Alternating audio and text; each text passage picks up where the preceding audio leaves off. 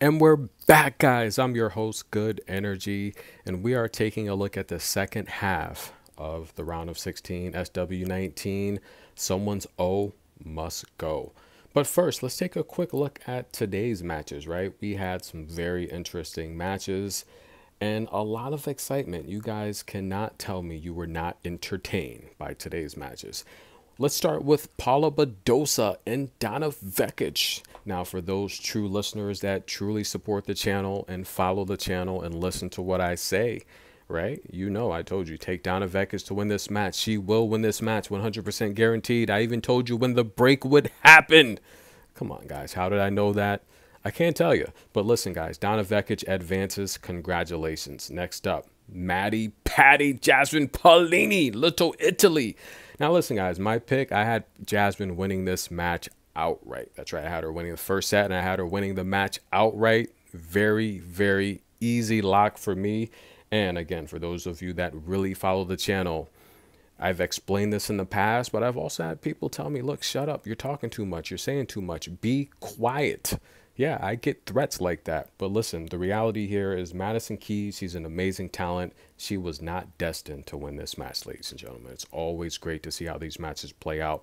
Lulu Sun Fu taking on Emma Raducanu.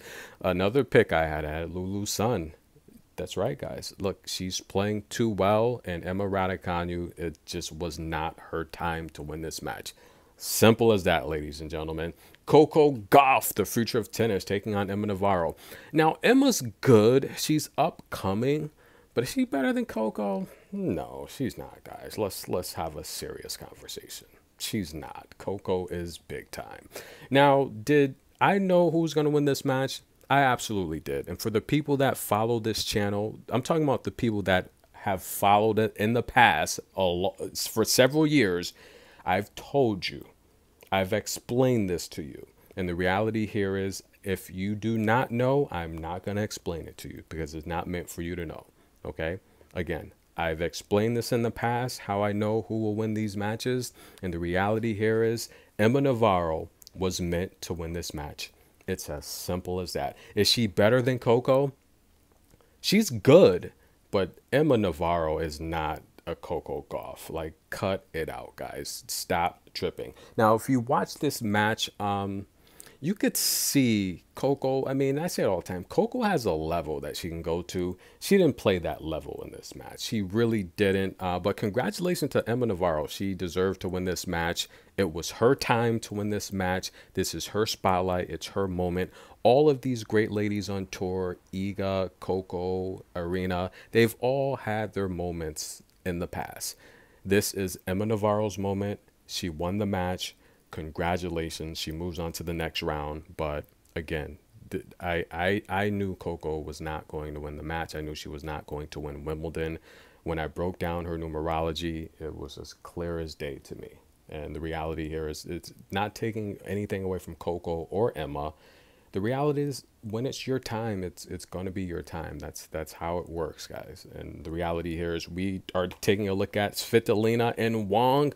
And this is going to be a good match here, guys. Wong is playing some very good tennis, taking on the defensive powerhouse, Elena Svitolina.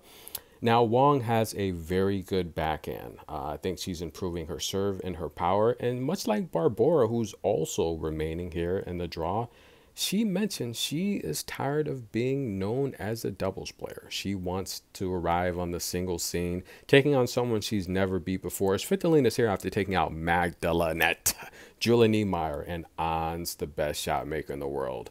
Wong did take out Pegula, Dart went 3, and Tomova went 3. This is where Svitolina is going to shine. I like Elena Svitolina, the defensive powerhouse, to defeat Wong in this matchup. Big Mama Asta taking on Yulia Putintseva. Putintseva, the shot heard around the world, the upset. Now, listen, guys, I made a video on why Iga Swiatek would not win Wimbledon. A lot of people attacked at me. A lot of people attacked me. They jumped at me. They disrespected me. And the reality is this, guys. There's 6,000 subscribers here. Well, my videos aren't getting 6,000 likes or at least 1,000 likes, then we got a lot of people that are watching and hating, right? They're waiting to chime in on things that they really don't know about because they haven't been following the channel long enough. I listen, I just want to say thank you to all the subscribers that finally helped me realize who Coco's mom was. I had no idea. Thank you very much. And Corey as well. I had no idea who Candy or Corey was. So for all the lovely subscribers that came to the channel and pointed that out for me, thank you very much. I had no clue. Now, in terms of Iga, I made a video on why she wouldn't win Wimbledon because I knew she wasn't going to win Wimbledon. But the reality here is it's not that I'm hating on Iga. I can see she's not going to win Wimbledon. I've been covering matches for a long time. I kind of know what's going to happen. But the reality here is this is a matchup here where Putintseva, she has the drop shot. And someone mentioned today earlier when Coco was playing, they mentioned, how come Coco's not going to the drop shot? She's got to go to the drop shot to win. Listen, guys, let me, and this can go both ways, all right? Because I knew Coco was not going to win the match, okay? But the other aspect to that is I'm going to bring up a different sport, right? Anyone play basketball? Look, I play basketball, tennis. You can't play boxing, but I'm a former boxer. If you play basketball, behind the rim on the backboard, there's a square, right? Now, that square, it's kind of think of it as a guide for, assisting your shots, right? So think of it as a guide to help you score the basketball, right? So if you can essentially place the ball within that square at an angle, it's going to help you make a basket, right? So if you're wide open and you're going in for a layup, use that square as a guide to assist that basket, right? So it's geometry, it's angles, it's metrics, right? But the further you are away from the basket, let's take away the layup. Let's extend out 5 feet. That square is still a guide to help you guide the ball into the hoop. But the further you get from the basket, the more challenging it comes to position the ball within that square to properly make the basket, right? When we're talking about drop shots, you can't just go into a match and just do a drop shot. You have to be comfortable doing the drop shots. So for example, if you take a look at even professional players, a lot of them, the further they are from the basket, they don't use the backboard to assist with their shot making. A lot of them will just shoot the ball and hope it goes through the net, right? Now, a standard basketball, essentially, you can actually fit 2 of them within the diameter of a rim, right?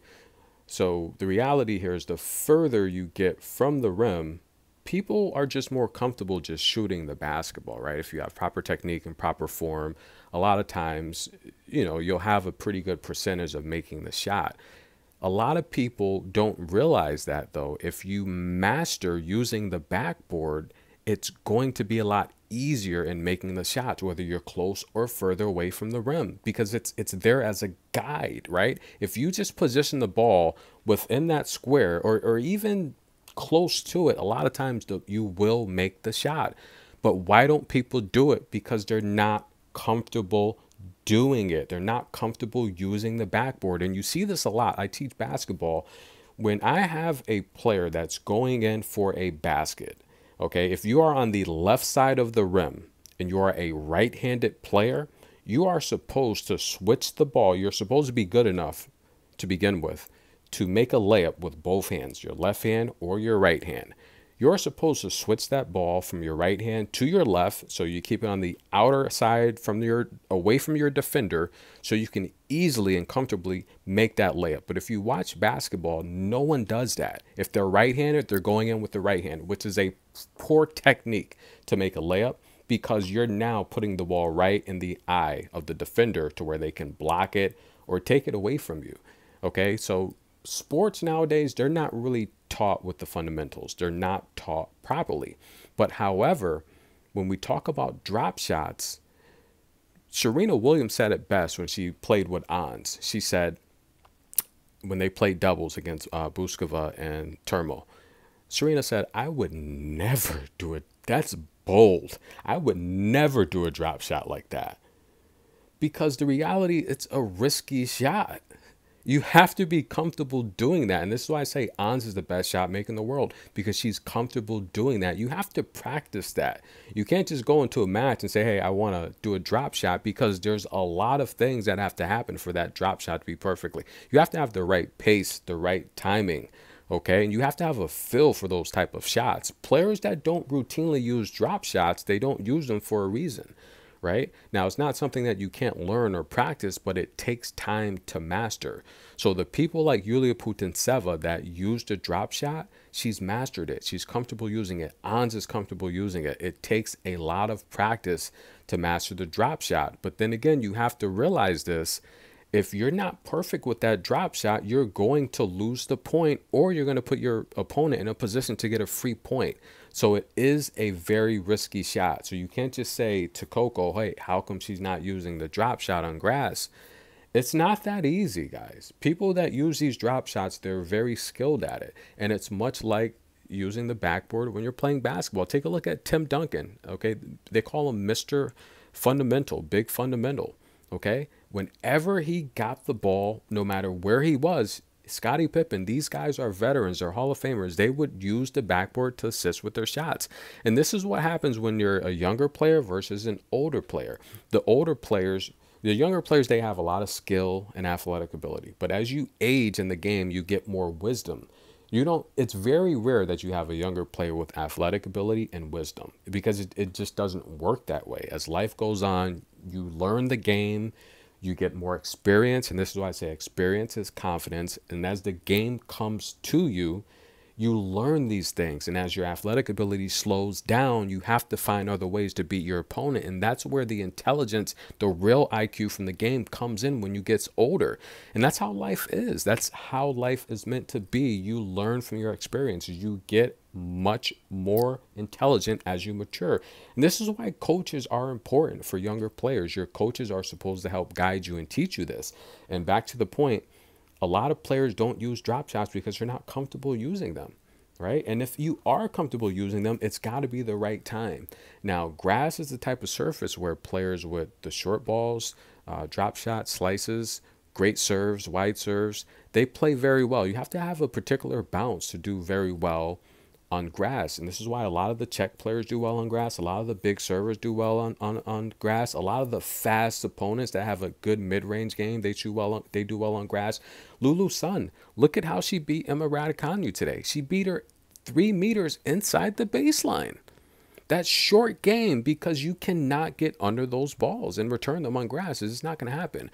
So again, for those that were questioning why Coco didn't use the drop shot, it's not that easy, guys. And she does use the drop shot, but the drop shot is not a big part of her game. A lot of Coco's game, it's defense, it's her athletic ability. And if anyone that watched the match, you heard the announcer say what I've been saying for years. She has the best backhand on tour. You heard the announcer say that today. And a lot of people that come to the channel, they're casual listeners. And this is the problem. I make so many videos. You can't be a casual listener coming here trying to tell me what I'm talking about. You cannot, because the reality is I'll make 10 videos. I might say one thing in this video, but I then might tell you something else in a different video. But the reality is you got to figure out what's right. I know what's right. Okay. And the reality here is drop shots are not a big part of Coco's game.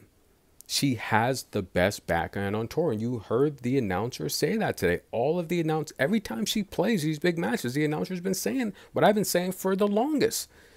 You heard anyone that watched the match today, you heard the announcer say Coco has the best backhand on tour.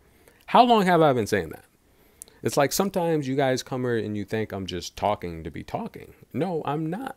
But also you got to understand, I get a lot of threats too. People telling me to shut up and stop talking too much.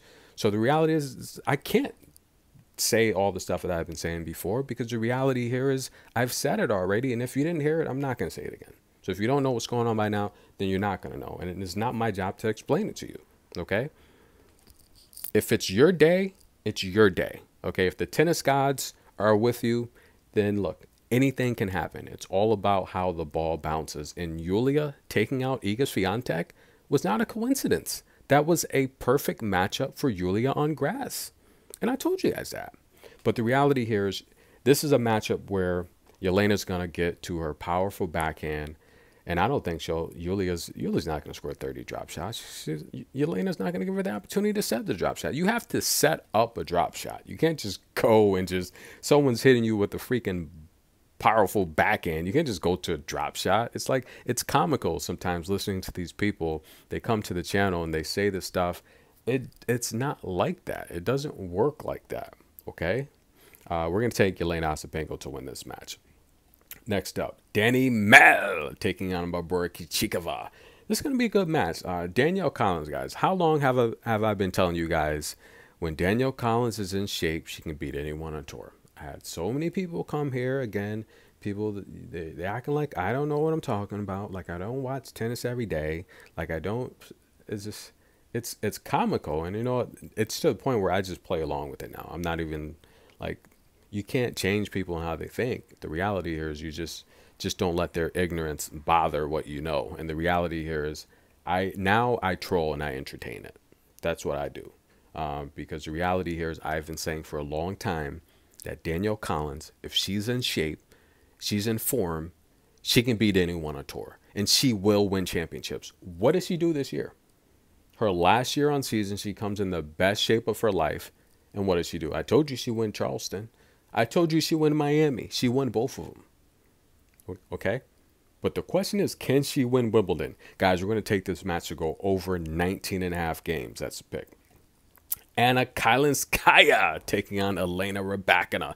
This is going to be big. Now, what I think the head-to-head is 2-2, if I'm not mistaken. Now, the last time they played was last year. Actually, they played 3 times last year. I think they played at one of the Masters. I want to say the Indian Wells. I know they played on clay twice. They played in Madrid and Rome. Or was it Miami? Probably it was Miami. I talked about it previously where Rybakina went on to the final where she faced Petra Kvitova. But there was a lot of strange things happening in that match with Petra. Remember, go watch the video I covered that match. That was strange. And again, I get people that they tell me to shut up and that I'm talking too much. I get threats on here. You guys know that, right? I talked about that before. But the reality here is that match was strange, guys. It was very strange because what happened in that match was Petra Kvitova, Elena Rybakina hit a ball that was out by like a foot. No one called it. The automatic line system didn't pick it up. That was very weird. And Petra, she stopped play and she threw her hands up like, what is going on? And the chair umpire didn't call it. Now, look, I'll give the chair umpire the benefit of the doubt, right? They're relying on the electronic line system to make a call. And they can't. I've seen matches where I watched so much tennis where they called for a review. The review showed that the player was right, but the chair umpire didn't have the authority to change it for whatever reason. Very strange and whatever. This is the type of matchup here where, and they played at Miami, and of course, Elena Rybakina would end up going to the championship where she would lose to Petra Kvitova, who by far one of the best grass players in the history of females tennis, is having the baby. Congratulations. This is a matchup here where Rybakina is overvalued. She's big time overvalued. And we've seen a lot of the stars upset, ladies and gentlemen. This might be one of this tournaments where we get a new slam champion. It's good for the sport, right? We got to promote the sport. We have to grow the sport. What better way to grow the sport than having more players with slams? It makes it more competitive. It gives you the illusion that the match, that the draw, that the tour is very competitive, right? When we have more people winning slams, kind of gives you that perception that, oh, you know, this is another great player. Here's another great player. Yeah, right. It kind of does. And this is the type of matchup here where I think Anna's going to win this match outright, guys. So here's the pick. We're going to take Anna Kalinskaya plus 6.5 games on the alternate spread. She is a good shot maker.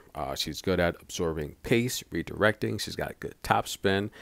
She's gonna have to serve well though. She does have a level that she can go to. She plays possum, you know, much like Waz. She plays possum, and before you know it, she's turning up her level, and she's ahead of the rally. She's winning points. She breaks you. She surges ahead. She holds the sets over. The match is over. She's very slick, and I'm watching her game closely because now that she's married to Yannick, I want to see that what center does to help with their game. Like if you love someone, if you're engaged to someone and your passion is one sport or one particular thing, you're going to do it together, right? You're going to play together, you're going to practice together, and that's going to help improve her game. I think she'll win a slam now that she's with center. I do see her winning a slam. It could be here, ladies and gentlemen. She's plus 2,200 to win Wimbledon. Can she pull it off? She's playing some good tennis. We're going to go with her 6.5 games on the alternate spread. Those are the picks, guys. Again, thank you for all the love and support. And we all know this is a huge Coco channel. So thank you guys that come here and support channel. I want to thank you guys for helping me realize who Coco's mom and dad is. I had no idea, so thank you for that love and support. And listen, guys, we're always going to support Coco because at the end of the day, she is by far, she's had the most successful career on tour as a teenager, right? There's no one else on tour that's had a better career as a teenager, right? She has so many records, and we really appreciate all the support and the fans that come here and support Coco. She's not going to win every match. She's the only player that when she loses a match, people are quick to say she needs a new coach or she needs to do this, needs to do that. No one else gets that criticism. It's interesting, isn't it? And she's only 20. Look, guys, at the end of the day, how many times do I have to tell you? She's had the most successful career as a teenager than anyone on this current tour. She's fine, guys. She's fine. She's going to have matches. Anyone that has ever competed, you know, you have matches where you just don't win. The ball bounces the way it bounces, if you know what I mean. It's how it is. It's how it goes. When it's your day, it's going to be your day, okay? And I can see when it's someone's day or not. If it's your day, it's going to be your day. It's nothing to get stressed over. At the end of the day, I think Roger Federer said it best. At the end of the day, I sleep well at night. I live a very good life. If you think that a game is affecting the quality of my life, then you're wrong. And I want you guys to realize that with these players as well. At the end of the day, it's a game. They sleep well at night. They have fun. Yes, they may be sad or depressed for a little bit because the ball didn't bounce the way they wanted it to bounce. But they get over it and they'll be back. And that's what makes them professionals. That's what makes them amazing athletes and amazing people. And I think Coco has bigger goals anyway. You see what she writes on her shoe. Corey inspired her. You can change the world with your racket. So Coco does a lot of good philanthropy. She's a good human being. And if you watch the match today, even every time she played this week at Wimbledon, the announcers have said it. She has a good foundation. She has a good family support system. She's a good role model. She's a good, classy woman. She does a lot of things to help people. And at the end of the day, that's really all that matters. Doesn't matter about winning a tennis match or a game, because at the end of the day, it's entertainment, guys. That's what these ladies do. They're here to entertain us. And some of you can't read between the lines. And I want to thank you again for the support for Coco. I do appreciate it. She's by far the most popular player on this channel. Every time I look at the analytics, Coco is by far the biggest personality on this channel. So we thank you for supporting her, because it hasn't always been that easy. Even though she's had a lot of success as a teenager, it's still been rocky, and she's received a lot of hate. She receives the most criticism of all players on tour. And look, it comes with the territory, and she's built for it. Otherwise, God would not put her in this position to deal with it. So thank you for the love and support, guys. Enjoy these free picks. Remember, it's for entertainment purposes only. I'm going to cover the matches tomorrow. In particular, I mean, I can't really pick. I think they're all very entertaining matches, to be honest with you. I've said in the past, I would be a happy man if Elena wins a slam. I'd be very happy because she's been one of my favorite players for a long time. But I have to admit, I've seen a lot of these players interact with fans.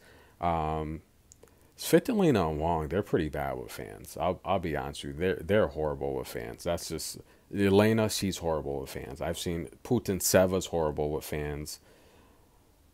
Danielle and Barbora are amazing with fans. I've seen them take hours to sign balls, And Barbora is amazing. Like, I've seen her literally take like a basket full of balls, sign them all, and just pass them out. She's like, guys, save your balls. Don't worry. Save your markers. Let me just sign all these balls and give you one. Barbora's amazing. And Danielle, I've seen Danielle do that as well. Elena Rybakina, by far one of the most classiest players you'll ever meet. The same with Anna Kalinskaya. I've seen Anna go out and say, hey guys, thank you for coming, and just take pictures with everyone. She is amazing. I'd be happy if any one of these win Wimbledon. Kalinskaya is super duper amazing. And Rybakina, classy woman. She always, listen, you can tell the integrity of a person by what they do when they lose. I've seen a lot of these players lose, like for example, Ostapenko. I've seen her lose and she just storms off with an attitude. I've even seen her win and storm off with an attitude. I think she's got to change. And Yulia as well. I think Yulia, that win against Iga, that might have sparked something within her. I've said it seemed like it brought out her inner child. And look, these players are just as shocked as you are sometimes. They don't know what the heck is going on. And just to see the result on her face. But again, Kalinskaya, very, very classy woman. She gets criticism for some of the things she does on the court, but when we're talking about engaging with the fans, she is an amazing woman. And the same with Elena Rybakina. Elena, when she loses, I look at a player, what they do when they lose. A lot of them just storm off upset. Elena, when she loses, guys, she still acknowledges her fans, which is why I always want to see her do well. So enjoy these matches, guys. Stay tuned. Enjoy the picks. Remember, it's for entertainment purposes only. We'll see you guys tomorrow. We'll be back.